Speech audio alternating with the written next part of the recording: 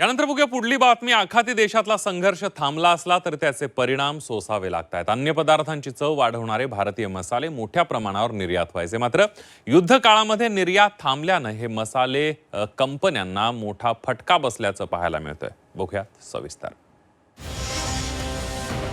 मंडळी, भारतीय मसाल्यांची बातच न्यारी। उत्तम गुणवत्ता, सुगंध, चव यामुळे संपूर्ण जगभरात भारतीय मसाल्यांना मोठी मागणी आहे। मात्र अमेरिका, इस्रायल आणि इराण संघर्षाचा थेट फटका भारतीय मसाला कंपन्यांना बसलाय।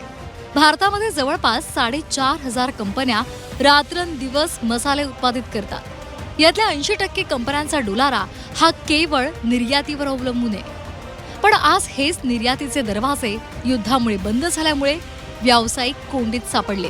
तर भारत हा मिरची, हळद, धना याचा मोठा उत्पादक देश आहे आणि ह्या मालाचे तसेच मसाल्याचे सुमारे 15% निर्यात ही ह्या आखाती देशात भारतातून नियमितपणे केली जाते। या युद्धामुळे ह्या निर्यातीवर संपूर्णतः परिणाम आता झालेला आपल्याला दिसत आहे। तसेच ह्या मसाल्यासाठी लागणारे जे काही प्लास्टिक मटेरियल आहे त्याचे बहुतांश रॉ मटेरियल याची निर्यात ह्या आखाती देशातून केली जाते।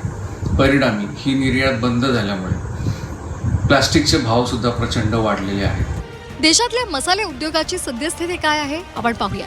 भारतात मसाले निर्मिती करणाऱ्या जवळपास 4,500 छोट्या मोठ्या कंपन्या आहेत। त्यातील 3,000 नोंदणीकृत कंपन्या तर 1,500 कंपन्या या नोंदणी विना आहेत। या कंपन्यांमधून सुमारे 80% मसाल्यांची निर्यात होते।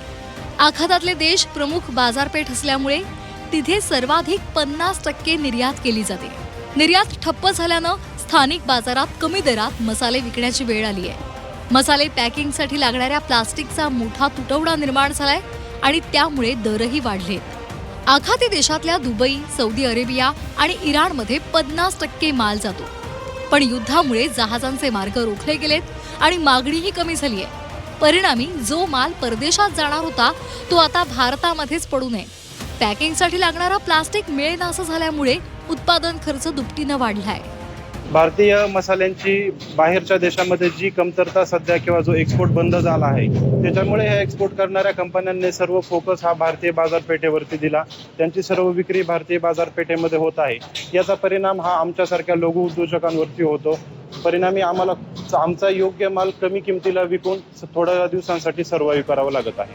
छोटे मोठे मसाले उद्योजक निर्यातीमधून देशाला परकीय चलन मिळवून द्यायचे, पण आता व्यवसायात संकटात आलाय। युद्धाच्या झळा अनेक मैल दूर असलेल्या देशातल्या सामान्य माणसाच्या पोटाला आणि उद्योगाच्या कण्याला सुद्धा कशा बसतात याचं हे जळजळीत उदाहरण आहे। हेमंत सापुडे, झी 24 तास, पुणे।